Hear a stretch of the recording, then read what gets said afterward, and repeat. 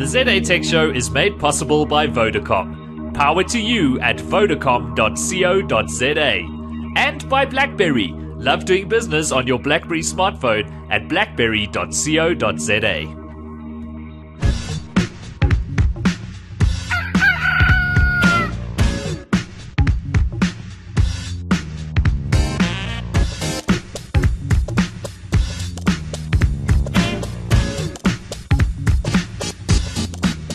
Hello there, and welcome to this week's episode of the ZA Tech Show. My name is Simon Dingle. It's Monday night if you're watching this live. Good to be with you. What's today's date? 17?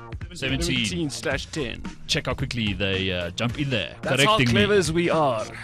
That is the voice of Andy Hatfield. Hello, good people. Wine aficionado.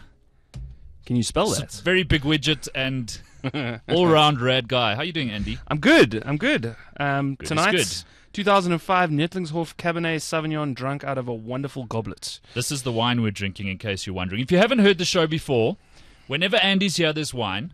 Things head south. And it's all planned. And this is because Andy runs a lot of projects that he relies on the ZA Tech Show to talk about. To punt. One of them is real-time wine. So if you haven't heard of real-time wine, go and check it out. What's the website? realtimewine.co.za. Yeah, you tweet about wine basically, but you're doing something else new, hey?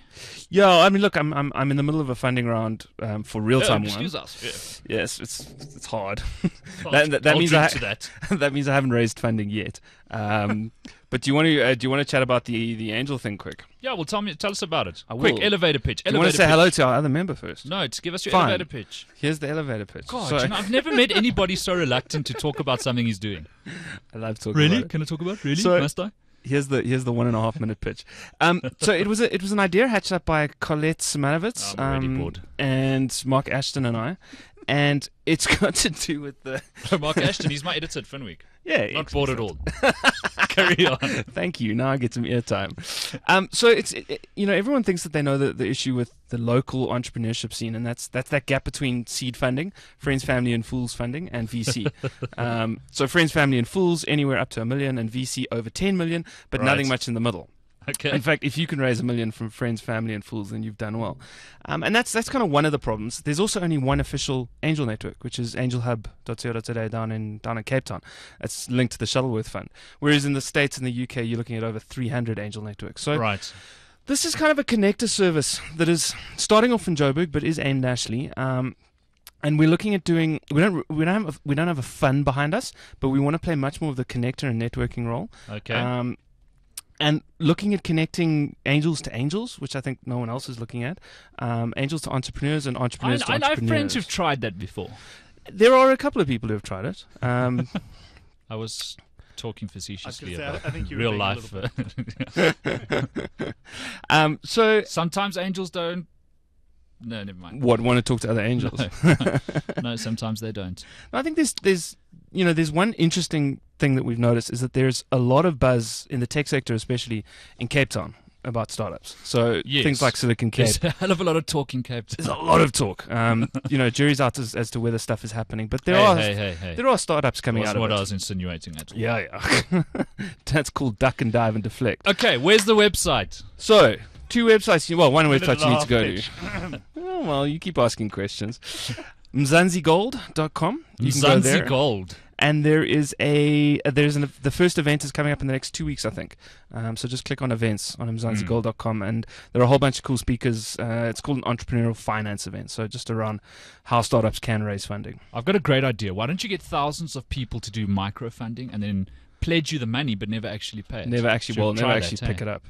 Should try that. It won't be facetious there at all. All right. Thank you for being so patient. Craig Wilson from Tech Central, our other member of the panel this evening. Good evening, Mr. Dingle. How are you doing? Excellent, thank you, for a soggy Monday. I wanted to say it's your debut on the show. It's not, but I wasn't here the first time you were, so this feels new to me. Although I was watching. I was sitting in my hotel room in Barcelona eating some jamon and watching the ZA Tech Show with you and Brett. And enjoying your actually high-speed broadband. Yes. We were streaming nicely. You see, the way our streaming works, our video streaming, is it kind of scales to your connection. It tries to give you a best quality service based on the connectivity it senses that you have. And yours just looked at it and went, good Lord, this HD. is awesome. one time. Which talks a lot about our bandwidth partners for the video, being Vodacom, of course. They were able to deliver me HD video to Spain, so I was quite happy with that. Anyway, good to have you on the show. TechCentral.co.za is where you'll find Craig's excellent articles. I referenced you last week, your article on not on Steve Jobs, on the 4S, and what Apple could have done with that event and how they were justified in doing what they did to an extent. Which I didn't get as much flack for that article as I was expecting, so that's always pleasing too. Yes. I think, we started off last week with a sort of an obituary for Steve Jobs. And there was another significant death in the technology industry over the last week, which was Dennis Ritchie, the father of Unix. Or, more correctly, one of the fathers of Unix. That Unix is like a many disparate thing. An unimpressed grunt from my right. Like Andy's taking Unix. umbrage with the importance of this. No, not at all. I just don't understand Unix and don't plan to. But I do know that the very world we live in is built on top of it. So Indeed. I have respect. Now, Dennis Ritchie, there's no doubt that he was Any very relation important. to Lionel? No, none whatsoever. And, I felt a sadness when I heard about Dennis Ritchie's passing. I've been using Linux for a long time, and for 9 years I used nothing except Linux. I was one of those renegades. And so, anybody who's used Linux would probably have heard Dennis Ritchie's name a couple of times, especially if they were very involved with the open source community, as I was. And so very sad. I just found it unfortunate that a lot of people took it upon themselves once again to write articles comparing the weight of Dennis Ritchie's influence to that of Steve Jobs. And I'm like, guys, seriously, is this necessary? Really. They both contributed immeasurably. The key word being immeasurable. You're not going to compare them. You can't leaderboard that stuff. Like, seriously, the worst article had a title like "The Shoulders Steve Jobs Stood On." I'm like, really? Seriously? Just why? Because OS X was based on BSD, which was based on Linux, kind of. But the other problem is these sort of headlines make for good Unix. stories. Good throughs and click-throughs. People love running. That's true. Linking things together. Good However click fodder. disparate they Don't are, you hate how the internet has just turned into one big link bait? Ugh. The art of writing a newspaper title is dead. Because it's all about keywords now. Well, we were talking about this before the 4S launch, or what fanboys called the Great Disappointment, and Of 2011. and this is the problem. We had some stations call us to sort of speculate on the iPhone 5 of the afternoon before the launch, and we said to them, well, wait 4 hours. We really don't want to be a part of that. Oh, let's do another story on what we think might possibly be included. It's just the speculation doesn't benefit anybody, and you very quickly make your name for yourself as a rumor monger. Absolutely, and that's not something you ever get rid of, And you just feed this disappointment because then all of the things you guessed about don't come to fruition, and exactly. People quickly forget what's rumor and what was actually slated with sort of sound sources. Sure. Now this is a nice segue into a discussion about the iPhone 4S, because we've seen sales figures from its opening weekend. 4 million, it topped 4 million sales, saw that. which is ridiculous. Yeah. They're dominating at the moment. Yeah. Well, and puts paid to those comments that, this was going to be Apple's great iPhone failure. Yeah. I think not. Now, I would say the 4 was the failure because of the antenna problems. That's serious problems. Sure. 4S, hopefully they've fixed that. Sure. Now, tell me, how much of this, the sales record, do you think has to do with Steve Jobs passing away? Do you think the iPhone 4S would have sold as many as it did with Steve still around? Yep. Think so. Me too. Yeah. I think it would have sold really well. It is. Let me get this mic in front of your face a little bit. It makes me not be able Suck to see down on you, that but- mic, man. Sorry. Get close there. That's right. I see it's got a There we go. foamy protective covering. We're getting the Exactly. full timbre of your voice now. The Do we, mic- the do we mic change condom. the foamy protector for each new speaker? I won't get too close just in case. So you guys think 4 million iPhone 4S sales would have happened irrespective? Well, you know what's interesting is a lot of theories about Amy Winehouse are her sales went through the roof simply because she died. So I suppose it's an interesting question. yeah. Because he's in the news, and he's only in the news in a positive light since he passed away, about how much he's contributed to technology. So, I don't know. Sure. I think perhaps it had some sort of impact, but I wouldn't want to overestimate it. I think the device is going to do really well anyway. Between the fanboys, the people who are running towards the end of their contract and are due for an upgrade anyway. I think it was going to Yeah. it was destined to do well. But I think certainly there has to have been some push because of all of this free publicity from Jobs dying. Yeah. Sure. We're seeing the first iPhone 4S reviews as most notably, we found out this week whether or not the iPhone 4S blends. Shall we play the? I've actually got the video. Sorry, you guys won't be able to see this, but if you put in your headphones, you'll hear it. That's if I've managed to actually get this video to. No, that's Siri. I don't want to see Siri now. We'll talk about Siri in a moment. I want to see the iPhone 4 blending. If you've never seen Will It Blend, just do a Google search for it. This crazy. They actually he's actually involved in the company that manufactures these blenders. So this week, and he dedicates it to Steve Jobs. That moment where I've realized what you're talking about. Will it blend? It's got this industrial blender. But of course it blends. It always blends. And Tom Dixon is his name, that's right. Hey, I want to introduce you to our new Will It Blend app. And it's free. It's really There's cool. a Will It Blend app. You can do a try this at home. Try this at Or home. a don't try this at home. My favorite is hang with Tom. Pick your favorite picture. It's amazing. I love living in 2011. You can size it. I love it that without people making like great Tom can Christmas become cards. famous for I blending love the new gadgets. Exactly iPhone right, and 4 this app is what he's with known Siri for. technology so much that I built it into the BlendTech Total Poor Blender. Siri. It feels like the Watch iPhone has this. a personality now. Okay, yeah, Total goes. Blender, blend my new iPhone. Blending iPhone. Would you like to not blend the iPhone instead? Activating the smoothie You are button. making a terrible error. Blend it now. Please try iPhone.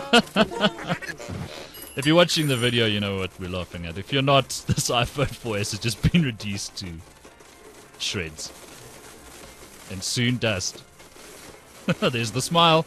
Always the smile. He's got the blender set to smoothie. Surprise, surprise. I like the gloves.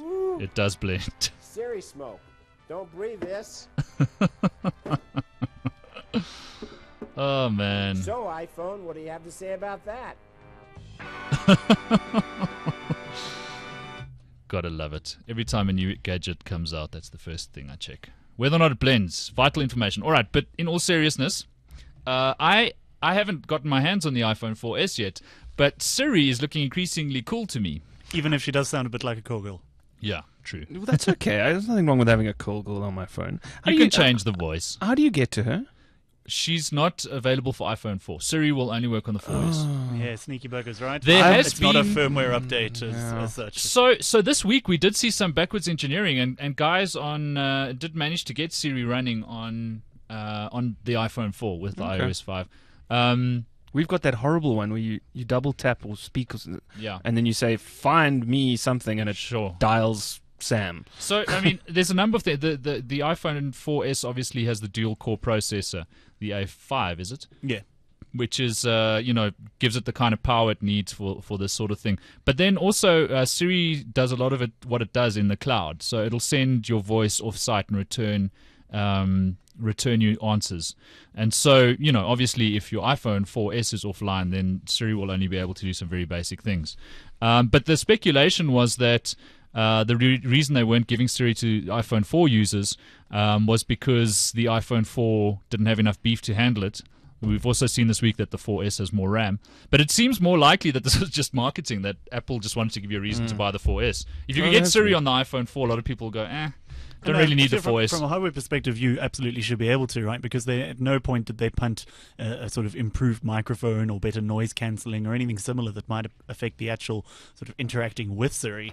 I wouldn't be surprised if we see a lot more people finding out how to run this on an iPhone 4 and get rid of that sort of false division that Apple have put into place. Right. True. I mean, this was an app for the iPhone 4 before it was acquired. What's the name of the company? SRI, I think. And I wondered if it didn't have some links to the Dragon Dictate people. They must be put out. Oh. They were just starting to get some traction with Mac and iOS products, and then Apple's gone, well, yeah, we like that idea. We'll do it a little bit better and call it ours. Anyway, before they acquired this company, there was an app available for the iPhone 4 that was basically Siri. Right. And that was removed from the App Store just before Siri And was deleted off your phone with a kill switch. Yes, nice. Of course, Android has had this sort of thing for a while. Apparently works quite well. I've played with it on, I've used it on Android devices. It worked surprisingly well for directions, if you used it with Maps navigation, and for search queries, obviously. But it wasn't quite as sophisticated as Siri. And I found I had a hard time depending on the handset too. I tried it on a couple of different handsets, and just to sort of things like Dial Mom and or Dial Mom Office, and it wasn't so good. Yeah. Kept trying to call sound. Because you're South African, you got to put a bit of an R, American twang on your accent. Oh, I like that. Didn't they specify in the Siri launch which sort of countries' English would be supported? Yeah. I bet Scotland wasn't on that No. list. Now, apparently, I've heard that South Africans do really well with text recognition software because English-speaking South Africans anyway tend to have a very neutral accent. It's more British than anything I else. spoke to a call center expert, and he said that in the focus groups and surveys that they had done with call center agents, people from North America found the South African accent least irksome. So they would play them Australian accents, Indian accents, UK accents, and the Americans like the South African accent the most. And they said, what they found was because it's very easy to understand because of its neutral sort of accent. Was this a certain large retailer telling you this? No, this was somebody else. This was a big blue IT company called IBM. There's no hints, like it's not a secret, but this was a while ago. I don't know if they did the research, though, if they were quoting somebody else's research. This was like 3 years ago. But yeah, so I can't wait to get hold of a voice and play with Siri. See how well it does with our accent. There's some demos that have been posted. Should play one. I am Siri. We'll play one while we talk about I was going to iOS say 5. we'll talk over it a little bit if you like. Yeah, totally. In terms of, this was one of the things I was thinking when I watched what was in fairness an incredibly dull keynote. Yes. When Apple announced the 4S / iOS 5, and when you watch the videos afterwards for things like Siri, you look at it and go, well, if it does work as well as they say it's gonna, what's not to like?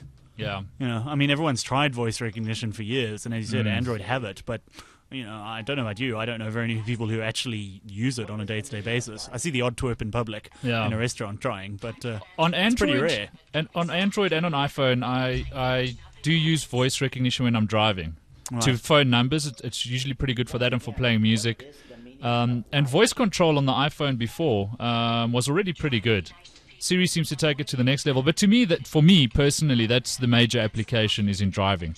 I can't imagine sort of shouting at my phone while walking around in the shopping mall. No, indeed. Although I can imagine plenty of people who will delight in doing that just to prove to the people around them that theirs is a 4S, not a 4. Yes. But Yes. agreed. For driving, I'd love to be able to send a tweet or a text message in full, without having to actually touch the phone. If that worked, I'd certainly be interested in it.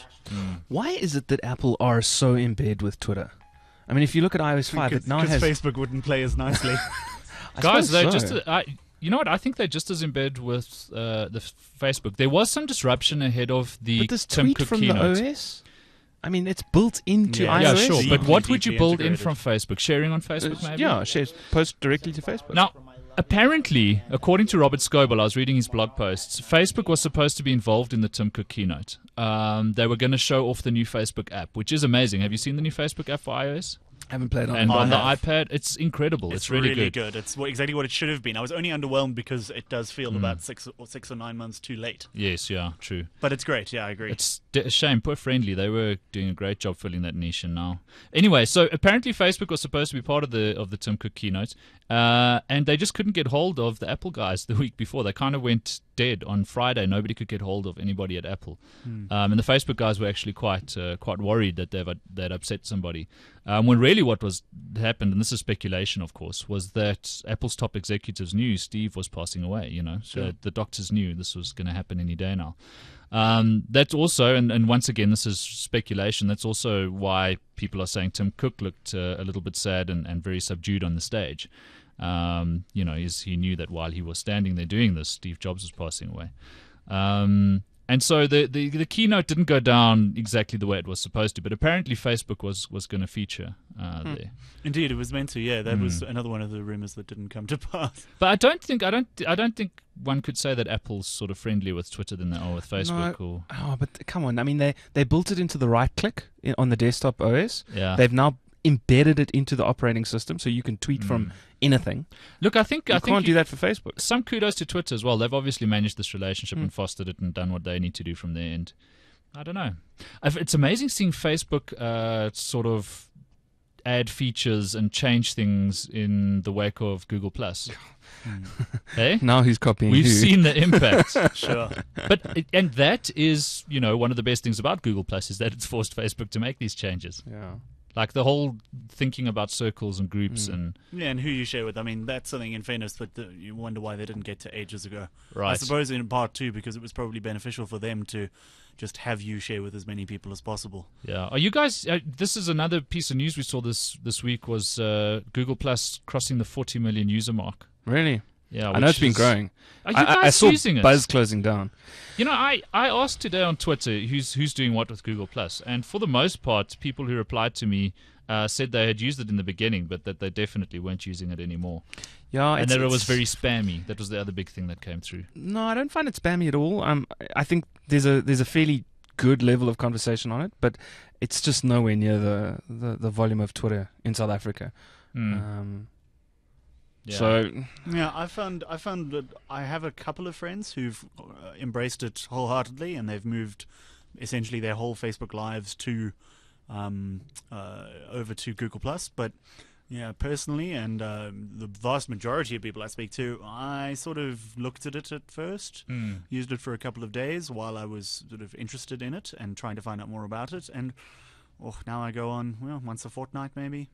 Maybe the sort of, when you post something sort of general, then I'll just, I've got a nice plug-in for Facebook that lets me post to Google Plus at the same time. Which is also That was always going to happen. just a bit sort of redundant, really, yeah. Sure. I just haven't used it. But then again, I suppose I'm not a particularly prolific Facebook user either. So, So- I'm not really interested in replacing it with anything because I don't use it that much. to no, start fair with. enough, and I'm the same. But you know what it's done? So you've noticed blog comments have pretty much died since Twitter came around, and the people that were commenting on blogs seem to be commenting on Google Plus. So I'm just scrolling down the guys I put in the local tech industry circle, and there's more than 10 comments on each share. And that I've kind noticed of that as well. engagement doesn't happen really on blogs anymore, and it only happens if you've got a fairly high volume of Twitter followers. The other thing that's interesting from a Google Plus perspective is that it's very clearly built for individuals. You can't have a business account or a business page. Not yet. Well, no, not yet. We don't know if it's part of the planning for the future, but we have seen some businesses try to set up accounts and Google have shut them down. You have to be a sort of an individual. We've also seen people with funny names get shut down. Do you remember the scandal in the Yeah, even Yeah, if that it was was a funny great. real name, yeah. Yeah.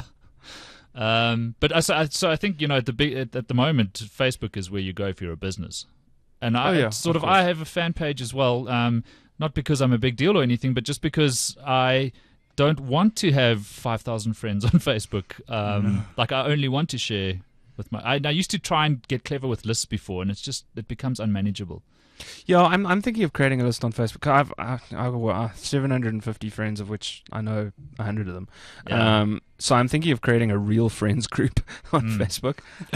Real friends. These are my real friends. These are my virtual friends. Bricks and mortar friends. Yeah. And these are assholes I have to be friendly with. But I've just noticed, I look at my wife and she uses Facebook for what it was originally intended. She Yeah, mine too. scrolls through and looks at what her friends are They doing. post pictures. I know. They don't post pictures to Instagram. they- No, No, they post but- them to Facebook. And they talk to family overseas, and they genuinely, use it as a. And the My concept God, is great just connections. foreign to me. Unless I you're don't my get it. girlfriend, who's just not on it at all, on principle. That's But, probably a good thing. she says she's too busy working and doing real things that matter to bother with that kind of silliness. Now, we want to talk about another social network of sorts. They like calling themselves that, which is Of Skype. sorts. We're also going to talk about ice cream sandwich, in-flight Wi-Fi, Apple and Samsung duking it out in the patent wars, and a number of other things. But first, I want to mention our sponsors of the ZA Tech Show. They are Vodacom, and we are very grateful to them for supporting the show. They've just launched the new Vodacom Now magazine. That's now with an exclamation mark.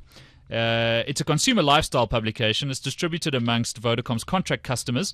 This exciting new content platform, they say, has been augmented with the launch of the Now digital magazine as well, which offers an interactive and multi-layered experience featuring video, animation, and an interactive content platform. So go and check it out. They want to show you with this magazine, the central premise is how to make life easier with technology, which is kind of resonates with me because that's part of my mission too. And so go and check it out. The website for the digital magazine is vodacom.digitalmag.co.za. vodacom.digitalmag.co.za. That's vodacom.digitalmag.co.za. They're giving away some prizes. You can win some phones and some other cool stuff. So go and check it out. Tell them what you think. I think it's a nice little ad for content subscribers. I remember the old Voda World magazine, I think it was called, that predated this. And it was, in the beginning it was nice getting it every month. That they've sort of revamped it with the new look and the new feel of Vodacom, and then this digital magazine as well. So go and check it out, vodacom.digitalmag.co.za, and we are pleased as Punch. That's a good one. What I was else? going to say, I thought that was going to be the obvious one. Pleased as a pig in... Poo. We'll use That's another Punch. one. We're pleased as Punch to have Vodacom involved in the ZA Tech Show. We appreciate their support. And now our regular programming will continue. Resumes. Not that there's anything regular about our programming, of course. We are so different, just like all the other internet broadcasts. All right. Let's start talking about something that makes sense instead of me rambling on You're about- just carrying on there. Exactly. It's been a weird week. Anyway, let's not talk about me. Ice cream sandwich, October 19. Interesting move last week by Samsung and Google, moving out the date of their announcement, and saying that was because out of respect for Steve, because Samsung is such a respectful company. Am I just jaded for feeling like it's more let's get on the Steve bandwagon? I mean, I saw all sorts of people delaying things. I saw a manufacturer of Fair enough. personal navigation devices delaying their announcement wasn't by a that day. sad? And I'm going, well, really? Like, really, guys? I mean, actually, in fairness, what they should have... Seriously? The truth of the matter isn't even... I think that a lot of these companies want to get on the sort of bandwagon and just do anything to mention Steve Jobs. I think it's that they all know they're going to get drowned out. They were going to get drowned out in the Steve Jobs sort of noise. Definitely. But then I don't know. Just say that you've decided to postpone it. Right. But to sort of add on the Steve Jobs element seemed a little bit disingenuous to me. But maybe I'm just a cynic. Yeah. We don't have a John Tullett here tonight, so somebody's got to bring the hate. Somebody has to bring the hate. This is unfair perhaps, but I sort of had these images when I heard about this in my mind of the Google guys going, guys, Steve's passed away. We need to postpone this. And the Samsung guy is going, no, we don't. Let's go. Let's kill his company too. I mean, now's the time. Storm the walls. That's unfair. That's unfair. Samsung is a great company. I'm sure that it didn't go down like that. But they're a great company that has been banned from selling their products in most Australia. places. And that's now trying to get the iPhone 4S banned itself, which is in Japan and I forget where else. But let's talk about that in a moment. Let's focus on ice cream sandwich. Let's come back to focus on that. We briefly focused on. Don't you love the liberties that can be taken when naming Linux-based operating systems? Well, I've got to admit, all that ice cream sandwich makes me think of is the prison scenes in Arrested Development. But can you imagine in any other company the marketing department getting hold of that one? What are you trying to say? Ubuntu. How do we activate this brand? Which, of course, it's called an IC. Most of the world is actually really Ubuntu or something similar. Yes. Isn't it? What's its latest one? PP. It's a P one. Ubuntu. Oh, no, that's on O. Is it on O? Ocelot. What is it? No, it's about to go into P. Forget. Yeah, but Perky it's Penguin currently was on going O. to be a throwback to... Let me do a search. it's going to be a throwback to Linux. Oneiric Ocelot. Oh, you see... Because that rolls off the tongue. And you'll wonder why Ubuntu isn't mass consumer adopted. Now, you see, I'm not scared of making my name khat, but what does Oneiric mean? Oh, of or relating to dreams or dreaming. Thank you, Mac OS 10 dictionary. So, very strange. Anyway, so ice cream sandwich is looking pretty cool, though. We've really seen Android rise from nowhere and take the fight to iOS and the other competitors. And at the moment, those are the only two really worth mentioning, I think. Windows Phone is going to become more significant in the next year. Mm-hmm. But ice cream sandwich looking good. We haven't seen too much of it, of course. We saw a teaser that was put out for the Nexus Prime, we suspect, when Samsung and Google originally announced their event. I'll play it if you're watching the video stream. You've probably seen it already. But whatever. In everyday life, some things just go better together. Cookies and milk. Whatever. Ice cream and sandwiches. Ice cream and sandwiches. Anyway, this was the teaser video they put out. That's when the marketing department does get hold of it. Because there was that talk this week about the guy who accidentally got shipped a device, a Nexus already running it. Well, something similar, but whether there's any truth to that, again, the Cynic comes out. But either way, it's looking interesting from the little we've seen.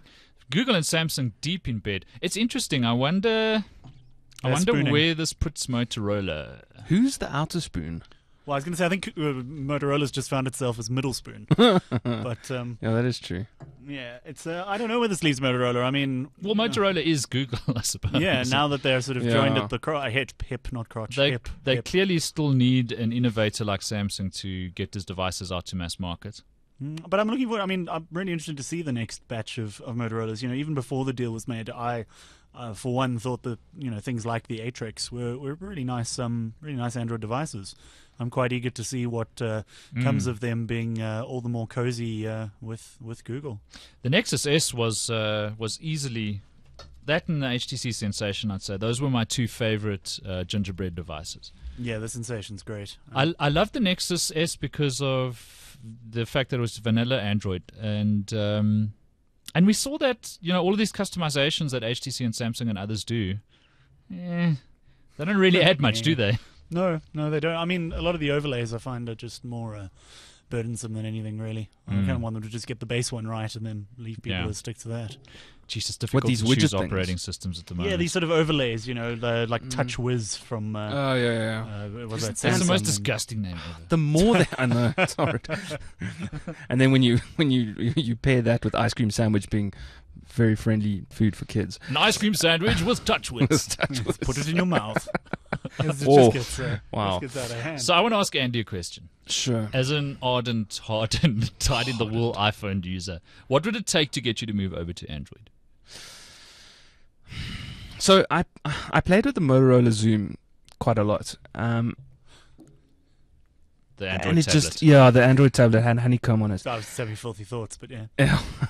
And it there were two issues. One is it just lacked polish. You can just feel that honeycomb is not as polished as iOS.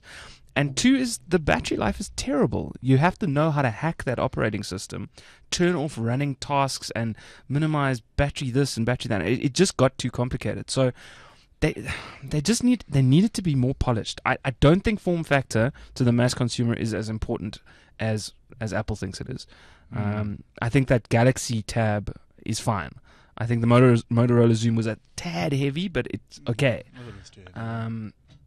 That and price. Right. I'd go out and buy one if it was half the price. But Right. it's often more expensive. So I could say I agree, there's no particularly compelling about reason. I mean, aside from the form factor, I think you underestimate how important form factor is to a lot of people. I think if you're going to be Really? lying in bed, reading on it, or maybe lying in bed's a bad example because you can sort of rest it on your chest. But I was, everyone I sort of spoke to was so impressed with the Samsung Galaxy 10.1. Because it's actually lighter than the iPad, and it's the first tablet where that's the case. And I think that is oddly important, but never mind. That's not actually what I wanted to interject here about. What I wanted to say was I agree entirely. My problem with Android, and I'm not as big an Apple fanboy, he says, hiding his iPad, is just that it's in the same way that PCs are to Macs. It's a bit of work, and if you don't mind, or if you like, as a lot of people do, if you want to get stuck in and root your device and root around in it and really tweak it, then Android's great. But I don't, frankly. You know where it just burst through, and I had an epiphany of how unpolished Android is when you go into the file system.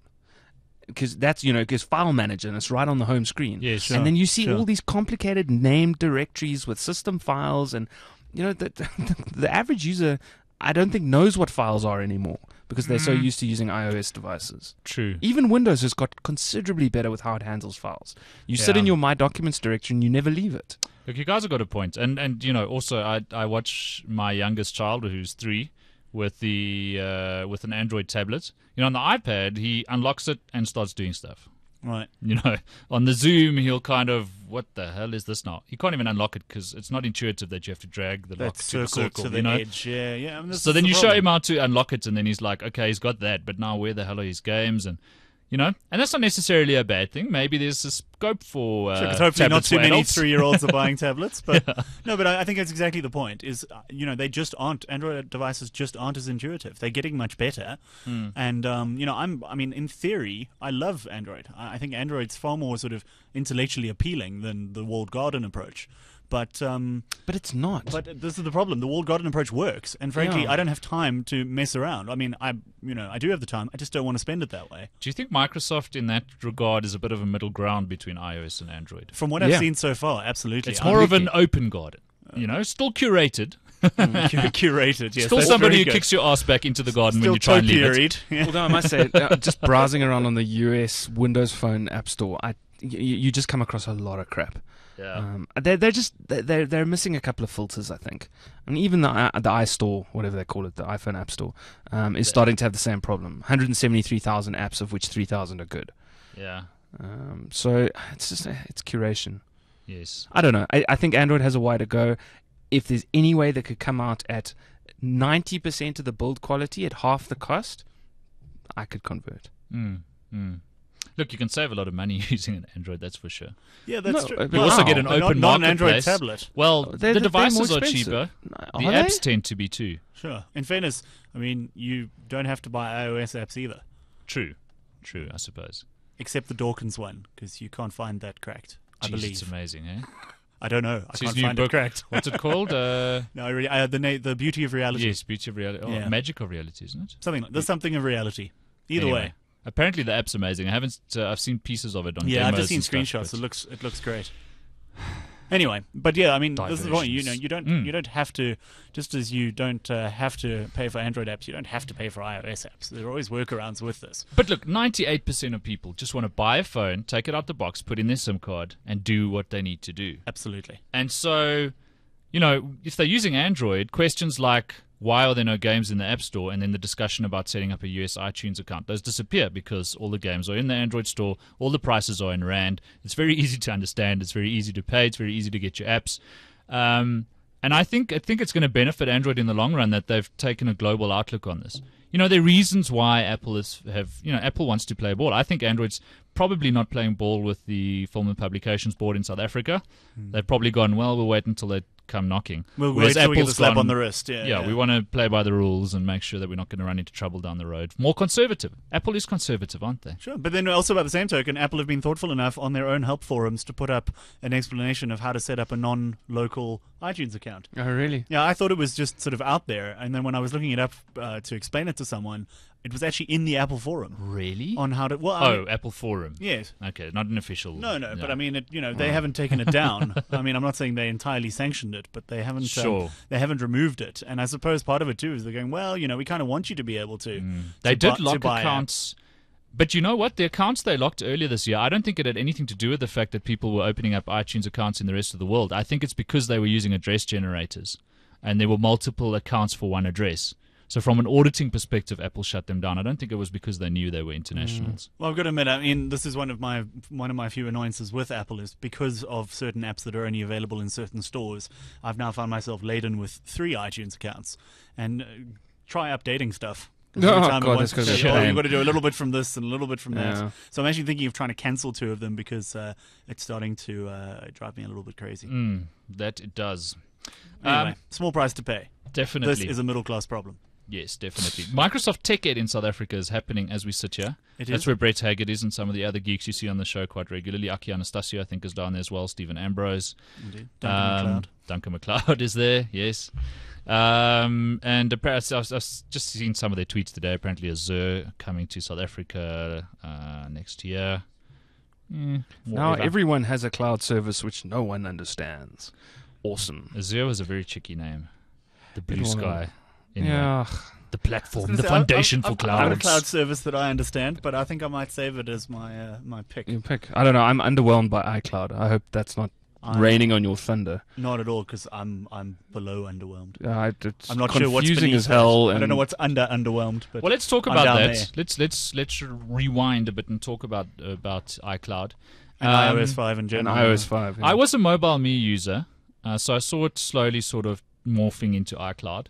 The bits and pieces I do like. I like the camera roll. I like my pictures showing up automatically on my Mac. That's quite cool. Not all of them though, just to a certain limit, because then I think it's within a month. There are all these funny butts. Yeah, it keeps them for 90 days, I think. But they still show up on your Mac. So they're on your Mac. It just doesn't store them in the cloud for longer than that until you back them up. Anyway, so that's a pretty neat feature. I took some pictures today. I had to email off to somebody. Went and sat down at my computer, and they were there. I like that. The other thing I'm enjoying is iMessage, which I think is quite smart. That's awesome. And a lot of people, Hands the down, first thing they asked great. is, where the hell is iMessage? And it's, of course, just part of the Messages application. Very sneaky. If you go into Messages, like you're sending an SMS, you type somebody's number, it automatically detects if they have an iCloud account. And if it does, your buttons turn blue and it sends them an iMessage.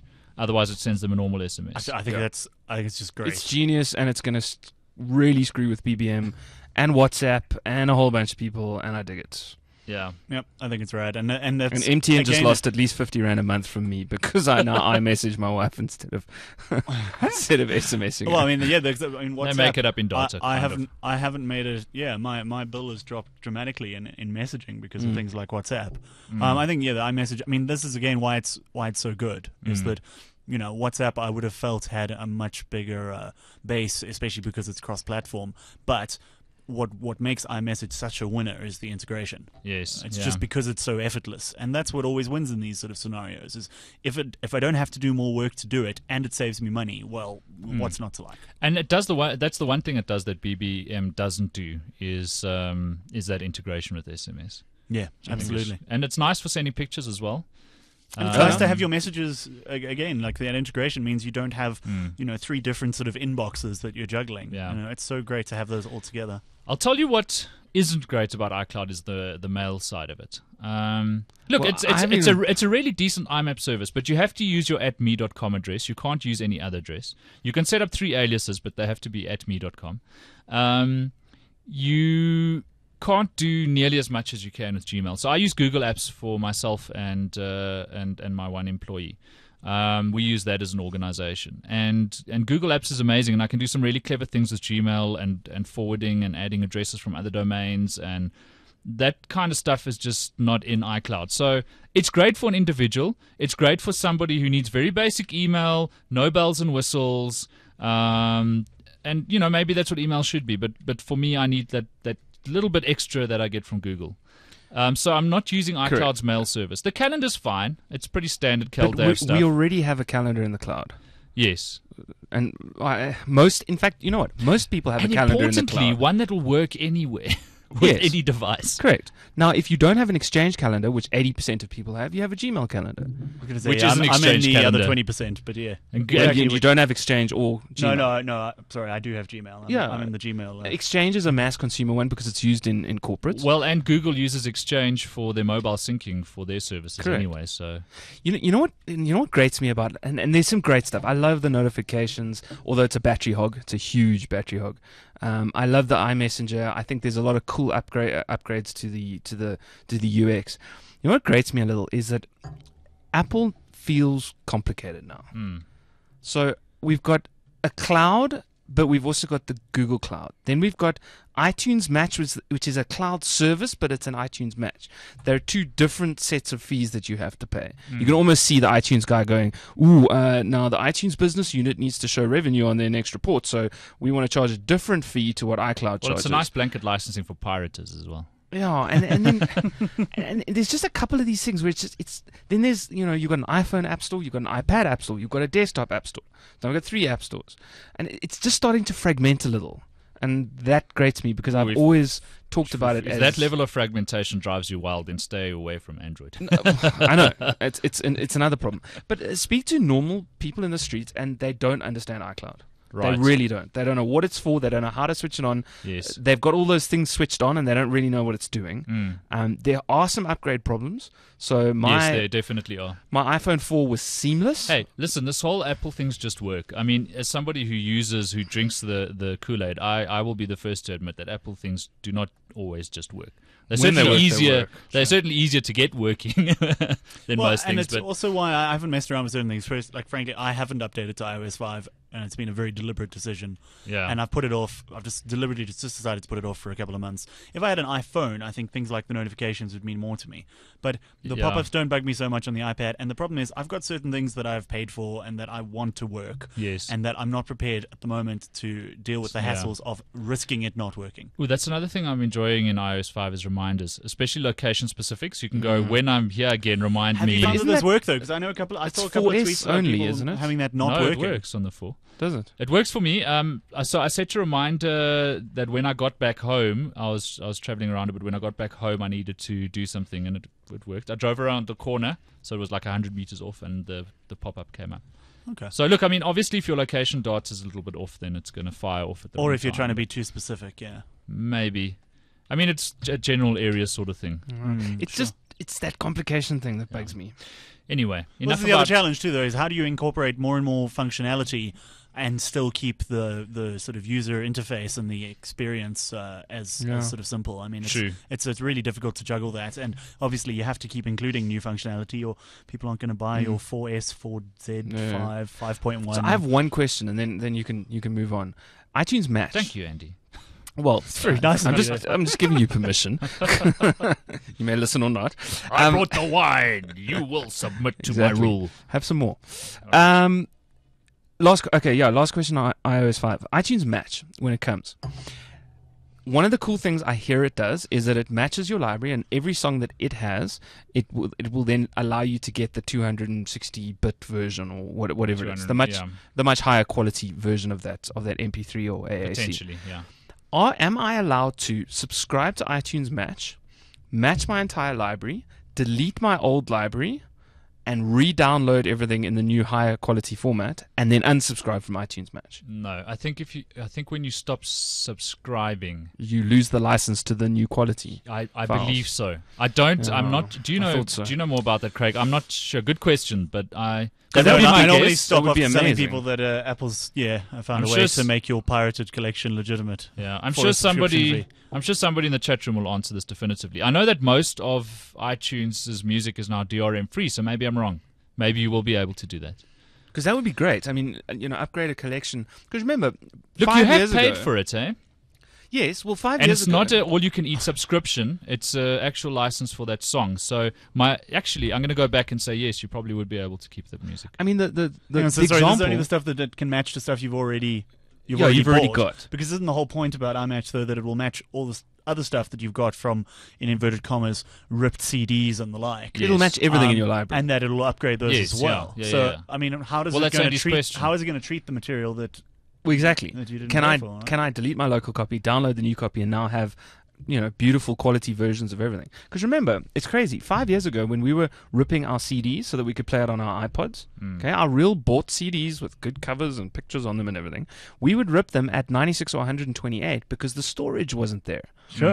I think. And yeah, now 128 128, was you the can actually standard. hear the difference between 128 and whatever the next one is, 276. 256. 256. 192. 192. There's 160, 192, 256. And then there's horrible variable bitrate. Apple ones that tends are to whatever go they feel like 96, 128, 256. Done. You know? Mm. Like crap, good, and really Yeah. good. no 320. Yeah. So I'm interested. Again, that was a question from a non-tech friend of mine. We'll He was find like, out soon "Ooh, enough." This iTunes Match sounds interesting. I was like, license issues. Sure. We'll find out soon enough. We need to move on to our picks of the week soon. This is the ZA Tech Show. And hello if you're joining us for the In first case time. you didn't know. Yeah. Well, we have some first timers every week. And check out our website, zatech.co.za. Sitting here drinking wine out of hot chocolate glasses, it looks like. Yeah. These are used for lattes ordinarily. But bring them near this studio. All right. So before we carry on, I want to talk about BlackBerry. They are our other sponsors of the ZA Tech Show. Very grateful for their support of the show. Now, of course, BlackBerry had a bit of a tough week. A little Just bit. a little bit Yeah. with the outages. We're not going to rehash that. You know what happened. But what they're doing now, Research in Motion, that, of course, the company behind BlackBerry, they're the makers of the BlackBerry smartphone. They're offering free premium apps to customers following their service interruptions. So this is above and beyond what you're getting from your operator's compensation. RIM has said, all right, we're going to give you some free premium apps to say sorry to the value of $100 or thereabouts. They'll be offered to you free of charge. We've got the list of the apps that you'll get over here. They've included some games like Sims 3, Bejeweled, Nova, love Nova, Texas Hold'em, Poker 2, Bubble Bash. So there's a few of those. There's also iDrive Safely, iSpeech Translator, Nobex Radio, Shazam Encore, which is a really cool app. You can get that for free. So go and check out this list of apps. If you Google for them, they're all over the place. They're also offering enterprise customers 1 month free technical support for their BES, which is pretty valuable. And this is what BlackBerry is doing to say sorry. They say they're grateful to their loyal BlackBerry customers for their patience. This was a statement issued by Mike Lazaridis, the CEO of the company today, or joint CEO with Jim Balsillie. He said, "We've apologized to our customers and we'll work tirelessly to restore their confidence. We are taking immediate and aggressive steps to help prevent something like this from happening again."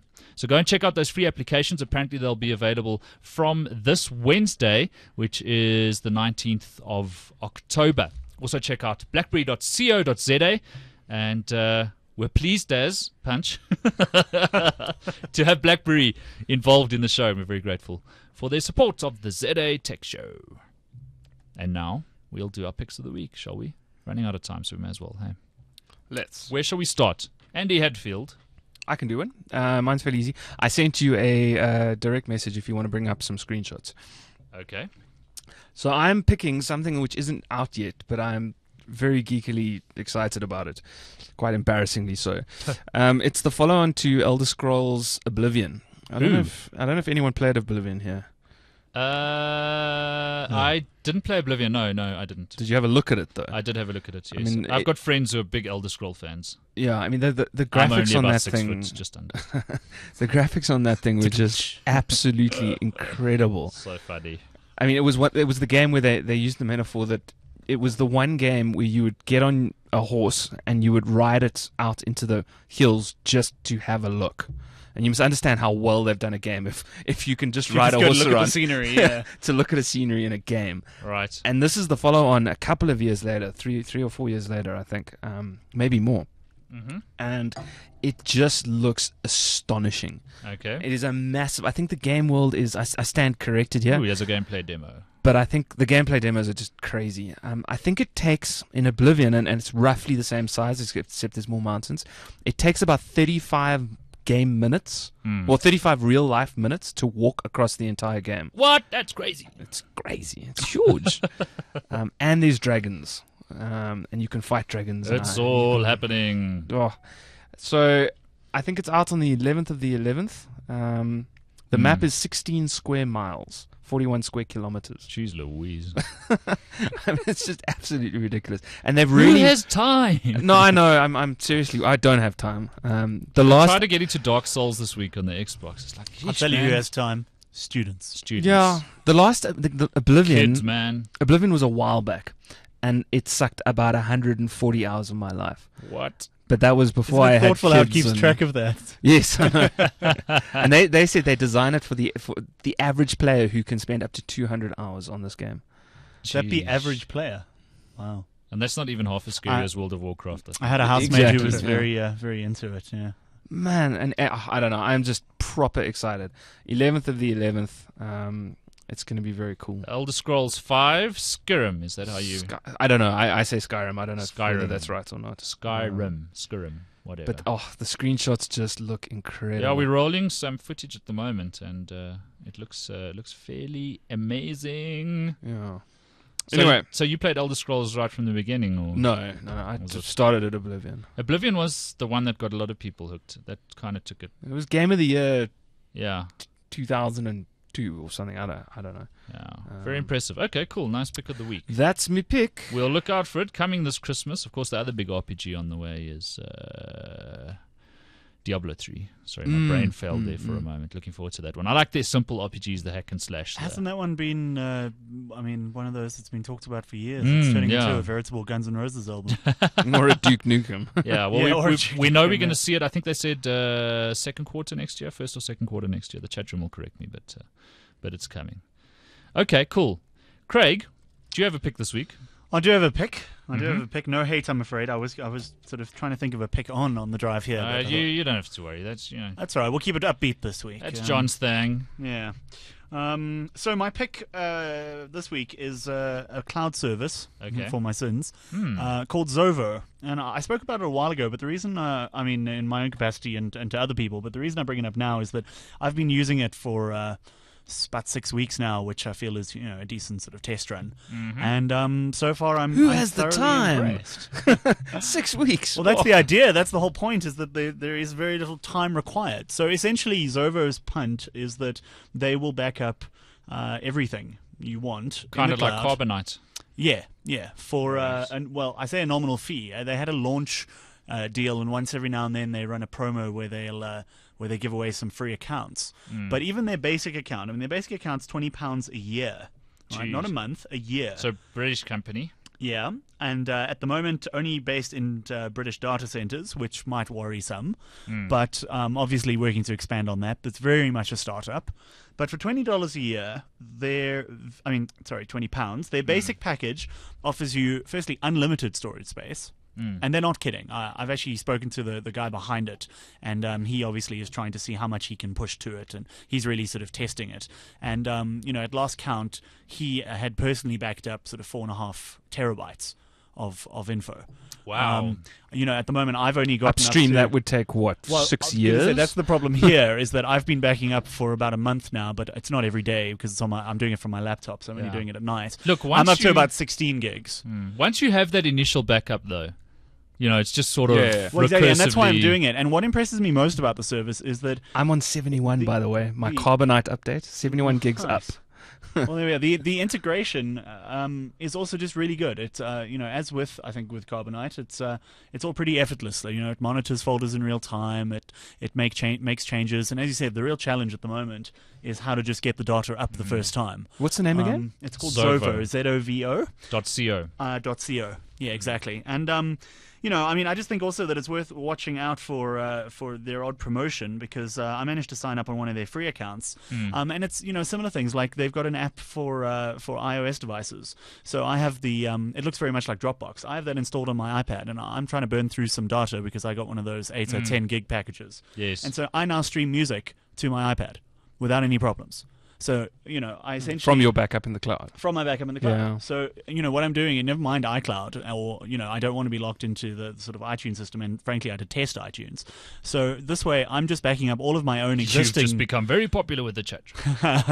my music collection, I'm backing all sort of 116 gigs of it up, and then I have access to it anyway. And I don't have to deal with the awful iPad... music app, which is absolutely abysmal, and was going to prompt my other pick, but I'll save that for the next time.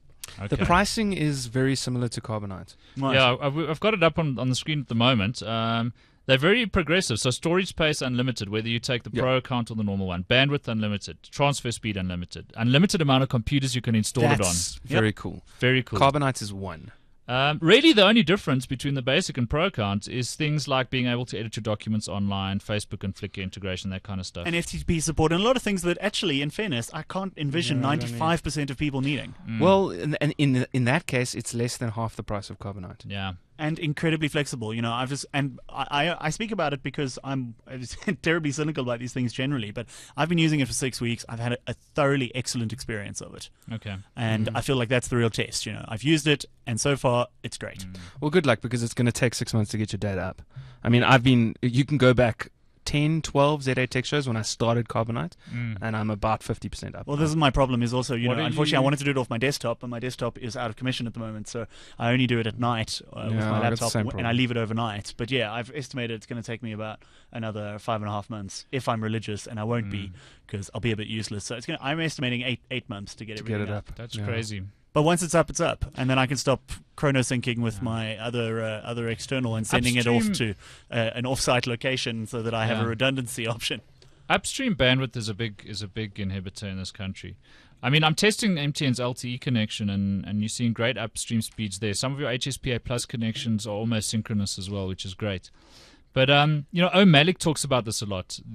The individual cloud scenario, where connecting to your computer at home from anywhere in the world becomes simple and ubiquitous and easily done. Kind of like And- go to my PC. Yeah, and the whole private cloud concept becomes something you can apply to individuals instead of just companies, and that needs upstream data. And really, this is what we're talking about. You want to Sure. be able to back up your stuff offsite easily, but your upstream bandwidth is the problem. If you had the same amount of upstream as downstream bandwidth, even in South Africa with like a 4 meg ADSL line, you'd be able to do it. Sure. And the lack of an LTE tower near my house is the second problem. But Okay.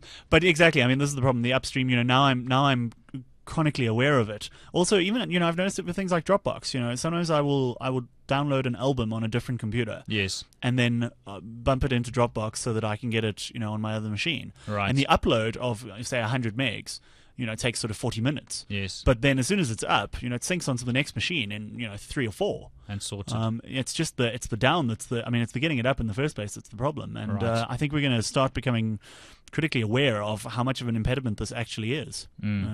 As users start demanding more of it. For a long time Certainly. we've only been consuming. But that's starting to change. Okay. Nice. Zovo.co. Just as an aside, Carbonite listed recently. What? On IPO'd? Yeah, they IPO'd. Didn't know that. Yeah. Multiple stories about it. Apparently, they were looking to raise a lot of money. They didn't raise as much as they wanted, but it's interesting. I mean, it's a No surprises there.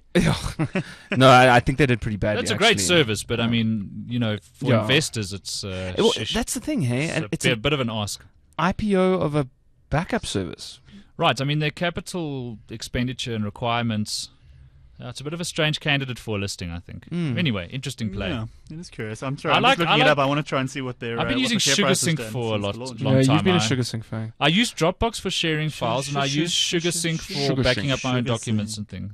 Yeah, It's again, the reason I use Carbonite, it sits in the background for all its problems and just backs everything up. Yes, yeah. So now when someone I worry breaks about into my house, photos. my Yeah, that's photos, exactly they're it. Actually, almost all up I've been already. trying to prioritize it. Yeah, I'm doing photos, just photos, docs, and then music. But music being the least important because that's Yeah, that's see, gonna I would be exclude. replaced. I would probably exclude music. My documents are already in SugarSync, so what I need is something that I can just throw my photos at. Anyway, nice pick. I'm going to pick a piece of hardware for a change, but it's got software that comes with it. And this is a new docking station that's been designed by Philips for iPads, iPhones, and it will work with just about anything else. It's the Fidelio dock. Now, this brand has been around for a while, Fidelio. They've just released a new one that's got Bluetooth support. And then there's also the Fidelio app. So it's a really good pair of speakers, 30-watt RMS output. It docks very well with the iPad 2, your iPhone, even if you've got a bumper on it or a cover. It still docks very nicely and charges it. But then what I'm really taken with is this Fidelio application that you download free from the App Store and that you run while it's docked. And what that gives you is the weather and a clock. It shows you what's playing at the moment. But it's also got built-in support for online radio stations. So you can sort of tune into various radio stations from around the world while your iPhone is docked using the application. It uses one of the services that sort of enables online radio. I'm trying to remember what it's called. TuneIn is the name of the service. And so I found a number of South African radio stations. Unfortunately, 5FM, where I do my show, isn't compatible, but I'm going to talk to the technical guys there about getting it as such. But Tux FM, for example, where I used to work when I was at university, that works on TuneIn. So you can listen to radio stations from all over the world. It gives it this pretty interface while it's docked.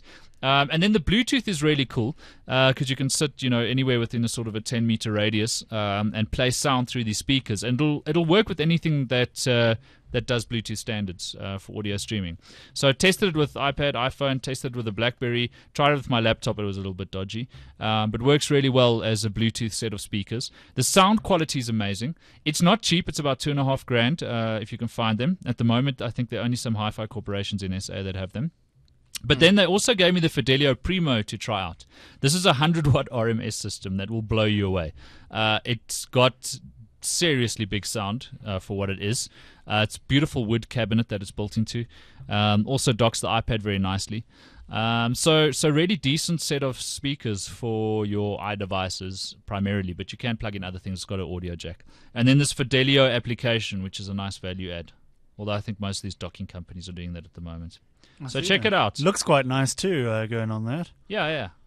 It's a good-looking dock. Look, the big thing is the sound quality. Audiophiles will tell you pay for good sound, and the sound quality is really, a bar above what you'd expect from a non-Bose dock. Exactly. Yeah. Right. I recently heard the Monster dock, the Beats, what are they called? Beats Box. Oh, yeah. This by is the Dr. Dre. Really nice, but a lot more expensive than the Philips. Sure. I mean, I've got to say, I'm sort of starting to shop around for some new headphones because I don't have any decent sort of over-the-head ones at the moment.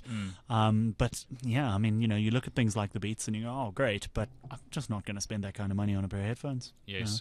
At Yeah. least Well, not now. I mean, if I was an not audio in technician, this- worked in a studio or something, maybe. Completely. But also, But if I'm you not. were on the tube for an hour every day, Yeah. Then I suppose exactly, yeah. But this is the problem: is I want to use it for the occasional flights where I then get to spend Well, 3 days on the tube. Speak to the folks at Nokia about there's a product they couldn't find a distributor for in South Africa. I don't know if that's changed, but it's their BH905 headset. I've got one. It's broken and I've taped it up with tape because I can't live without this thing when I'm traveling, right? It's a Bluetooth headset, connects wirelessly. The sound quality is unbelievable. The battery lasts for like easily an 18-hour flight to the States. It has noise cancelling. So you just You're sit making there. me drool a little bit, It's son. amazing. So what I'll do is I'll connect to a tablet, for example, start streaming music, just switch on the noise cancelling, go to sleep on the plane with them on, like pop the iPad in my bag or somewhere, and it'll just carry on playing. It's got controls on the side. It's got 8 microphones, so you can take calls as well with noise cancelling and all sorts of stuff happening if it's connected to a phone. Just a really decent pair of... I mean, Nokia is not known for producing headsets, No, indeed. but the BH905, it's just amazing. I And will a look lot into it. cheaper than the Bose and Sennheiser competitors that are out there as well. Those are my like trusty travel headphones. Like I haven't ever replaced them because I sort of bandage them up whenever they get broken. Right. But I would. But I mean, as you said, that's sort of the measure. You know, if you're Yeah. prepared to keep repairing them, they've got to be good. Yeah, well, the plastic brackets on the side of headphones. I've been using studio headphones for like my 12 years in presenting, and you always get like these little brackets at the top, and after a while they always break, and then Yeah. out comes the masking tape. Anyway, I think Siri was in the chat room. Gotta love our listeners. Let's call it a night. Lots of fun tonight. Thanks for being here, guys. This was episode number 181 of the ZA Tech Show for Monday, 17 October 2011. Thanks for being here, Andy Hatfield. my pleasure. At Andy Hadfield with a D. Correct. On Twitter. Go and check him out. He does various things. You can find out all about them via his Twitter stream, I'm sure, and his profile there. Thanks I for being talk here, about Andy. myself, Lank. And thanks for bringing wine, as always, man. Absolute pleasure. It wasn't that bad. I've Netlandsoft is good stuff. I've heard things about this one, but I liked it. Good cab sav. Some- Decent cab sav. Yeah, some cherry stuff and some smoky stuff. And Aren't those words banned on no, Real Time not Wine? at all. Sweaty Saddle is banned. Oh, okay. With good reason. Thanks, Andy Hatfield. Craig Wilson, you are at Craig Wilson on Twitter, aren't you? I am. Yeah, Yes. nice and simple. So go and check it out. Also, techcentral.co.za. Craig writes a good deal of the articles on that particular site. So Yeah, keeps me busy. go and check it out. Thanks for being here, Craig. Yeah, thanks. It was Enjoying nice. having my you on first the show, with man. you. Yeah, it's been great to be here. Get you back while more Haggard's often. off in Durban, doing what he does when he's at Yes. the coast and has some hours to kill. Getting excited about technology. Yeah, exactly. Nice. All right. Well, thanks for being here, Craig. As I said, episode number 181 of the ZA Tech Show. The ZA Tech Show is made possible by Vodacom. Power to you at vodacom.co.za and also by BlackBerry. Enjoy or love doing business on your BlackBerry smartphone at blackberry.co.za. I'm Simon Dingle. Thanks for listening, watching, however you did it. Good night.